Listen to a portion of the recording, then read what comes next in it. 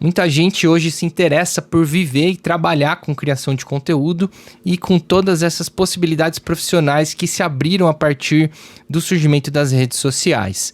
Nesse vídeo eu quero falar sobre as 3 maneiras, na verdade sobre as 3 grandes maneiras através das quais você, que é uma pessoa comum, assim como eu, pode trabalhar com criação de conteúdo e, quem sabe, fazer disso uma fonte de real sustento. Dentro dessas 3 maneiras, tem uma delas que eu considero uma armadilha e outras 2 que são de fato grandes oportunidades. Eu vou falar primeiro sobre a armadilha e depois sobre as oportunidades. E quero te pedir para ficar até o final do vídeo, porque lá no final eu vou propor um exercício prático para que você possa começar a pensar sobre como aplicar isso na sua carreira profissional. Bom, mas antes de entrar nessas 3 frentes, é importante a gente entender juntos que conteúdo, e eu vou usar essa definição para toda a explicação, é nada mais nada menos do que o elemento que possibilita as plataformas monetizar a atenção das pessoas que estão conectadas nessa plataforma. Faço questão de pensar o conteúdo como esse elemento que viabiliza a monetização, porque muitos de vocês possivelmente são artistas ou trabalham com criatividade,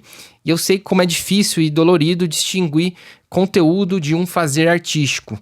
É possível sim misturar as 2 coisas, fazer elas convergirem de alguma forma, mas quando a gente está falando e pensando numa atuação profissional e de pagar contas com essa criação de conteúdo, essa distinção é essencial para manter a nossa saúde mental e o nosso espírito criativo. Essa resiliência de seguir fazendo, essa capacidade de fazer dentro da criação de conteúdo é muito importante para desenvolver um trabalho de longo prazo. E isso muito se mantém por esse entendimento de que o conteúdo não se sobrepõe a um fazer artístico puro. Ele não pode ou não deveria, por definição, ser desinteressado de finalidades comerciais. Ou seja, o princípio do conteúdo é ter a atenção e o interesse, a confiança de um determinado grupo de pessoas. O que vai distinguir cada uma das 3 formas umas das outras é se você vai, primeiro, vender essa atenção para empresas terceiras, se você vai direcionar essa atenção para algo que é seu, ou se você vai trabalhar em prol da construção dessa atenção para outras pessoas e empresas. A primeira forma de monetizar essa atividade de criação de conteúdo é a que eu considero a pior de todas: ser um influenciador. O influenciador é essa nova figura profissional, ainda nova e bastante precarizada, mas que, em termos simples, vive de construir a sua própria reputação através de uma identificação profunda com a sua audiência e, via de regra, consegue contratos publicitários oferecendo a venda ou aluguel, se você preferir, dessa reputação para outras marcas. Provavelmente você deve já estar pensando na galera do tigrinho, mas existem muitas possibilidades dentro dessa definição básica. Um exemplo não tão óbvio que eu gosto bastante de trazer são os booktubers, que são pessoas que falam, pensam, discutem sobre livros, sobre literatura e geralmente fazem dinheiro através de patrocínios de determinada editora ou, de maneira indireta, trabalham com indicações de livros, através de links de afiliados. Essa ideia de afiliados também tem muito a ver com esse mundo dos influenciadores. O que aconteceu foi que as empresas basicamente perceberam que os influenciadores eram super vendedores em potencial e, em troca de uma pequena porcentagem sobre cada venda realizada, elas passaram a tomar emprestado a confiabilidade desses influenciadores. Algo legal de mencionar é que o amadurecimento desse processo comercial da influência digital acabou por formar recentemente a ideia de UGC, User Generated Content, ou conteúdo gerado pelo usuário, que seria o uso de uma microinfluência como instrumento de venda. As marcas vêm percebendo o poder de depoimentos sinceros que são de pessoas aparentemente reais, a partir dessa experiência com os influenciadores, e encontraram um meio do caminho lidando com esses micro-influenciadores, que são pessoas que geralmente têm alguns milhares de seguidores, não chegam a ser grandes, mas têm carisma, têm boas habilidades de comunicação e, claro, têm um impacto sobre sua pequena audiência. E que, portanto, poderiam ser muito lucrativos do ponto de vista do retorno sobre esse investimento, além de uma estratégia muito interessante de pulverização dessas marcas. O resultado disso é que o cachorro mordeu o próprio rabo e passaram a surgir recentemente UGC Creators, pessoas que se denominam dessa forma como criadores de UGC para marcas, exatamente nesse escopo de microinfluência. No final das contas, o UGC significa hoje nada mais nada menos do que a precarização do influenciador, que já é por si só uma figura muito precarizada. Com essa abundância de mão de obra, as marcas vão simplesmente baixar cada vez mais os preços de contratação e ter esse conteúdo gerado pelo usuário num preço cada vez mais barato. Isso exemplifica porque, dentre as três, essa é a mais ardilosa forma de tentar ganhar dinheiro na internet. É óbvio que não dá para traçar como meta de vida ser um influenciador gigantesco e que vai viver como outdoor de grandes marcas. Essas pessoas são a exceção da exceção e não há como chegar até lá de maneira previsível, de maneira certa. E claro, lembrando que nesse vídeo a gente está pensando em como ganhar dinheiro com conteúdo sendo uma pessoa normal. E como normal, estou imaginando qualquer pessoa que não tenha predisposição para jogar toda a sua vida nas redes sociais da forma como os grandes influenciadores fazem. Então, bom, vamos para a próxima e ver se a gente encontra algo que seja melhor aqui para você. Nessas duas outras formas, a gente vai ter uma bifurcação. Se você tem uma profissão fora da internet, essa segunda opção provavelmente não vai fazer sentido para você e a terceira vai ser algo muito mais óbvio e muito mais alcançável. A segunda forma de se ganhar dinheiro com conteúdo é prestando serviço para outras pessoas ou empresas. Como eu disse, criar conteúdo significa basicamente jogar o jogo da atenção. E nesse processo existe muito trabalho, muitas funções que possivelmente estão envolvidas. Tem muitas oportunidades de trabalho aqui. Por exemplo, o dono de um restaurante que queira ter o seu perfil digital pode sim fazer tudo por conta dele, mas caso ele sinta a necessidade de terceirizar esse trabalho de comunicação, existem hoje alguns profissionais que podem atender ele muito bem. Alguém que se denomine como social media, ou então uma agência de marketing que faça um trabalho mais amplo e traga equipes maiores, ou talvez um gestor de tráfego que gere demanda para ele de forma mais direta. Sem falar que para registrar o restaurante, os pratos, possivelmente a gente vai ter que envolver aí um videomaker, ou um storymaker, um fotógrafo, um editor de vídeos e por aí vai. Perceba que a partir desse processo de mediatização e concentração da atenção das pessoas nas redes sociais, passa a existir essa grande nova demanda de traduzir a presença desses negócios para dentro desse ambiente.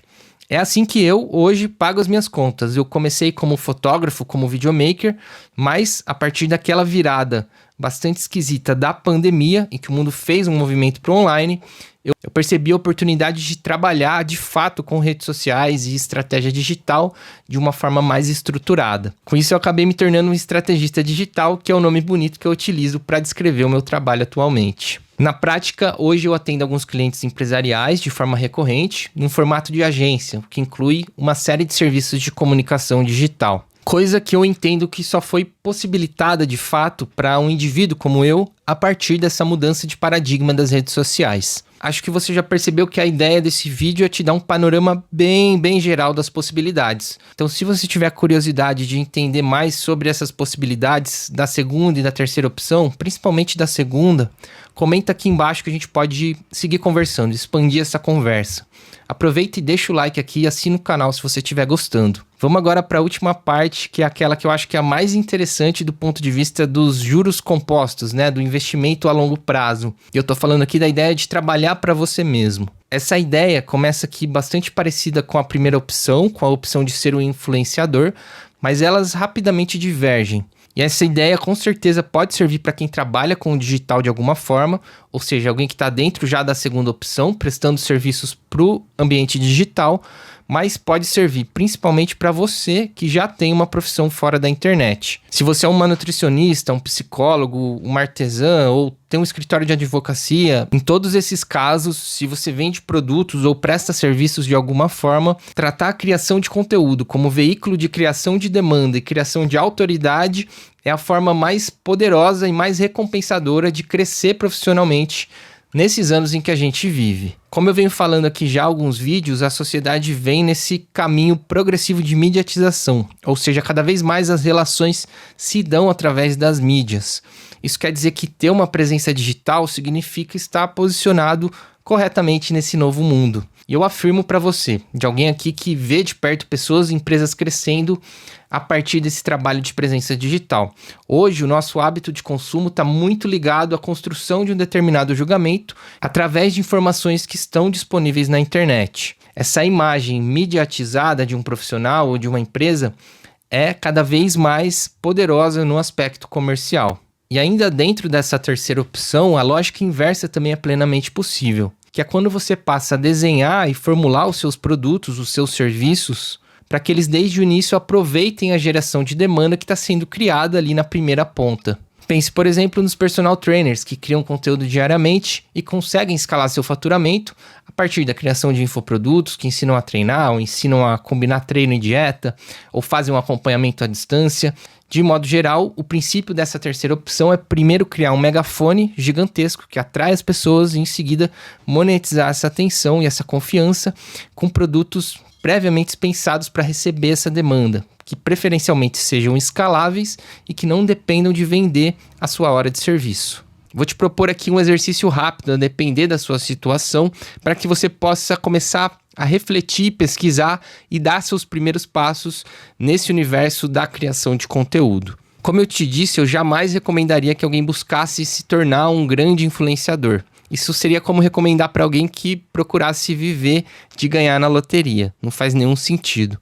Mas se você tem essa inclinação pessoal de se comunicar através das redes sociais, de aparecer e se expor, recomendo que você passe a pensar na sua persona profissional, não a partir dessa característica, mas a partir de uma capacidade, de uma habilidade que você possivelmente tem ou pode passar a desenvolver que possa ajudar alguém em determinada área. A partir disso, comece a pensar em formas pelas quais você pode estruturar esse conhecimento para passar a compartilhar ele com as pessoas.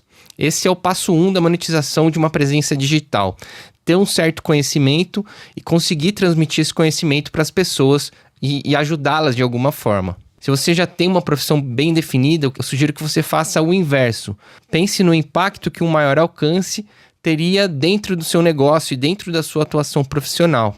A partir disso, comece a pensar no caminho que as pessoas podem percorrer para chegar até você, que é aquilo que a gente chama no marketing digital de funil de vendas.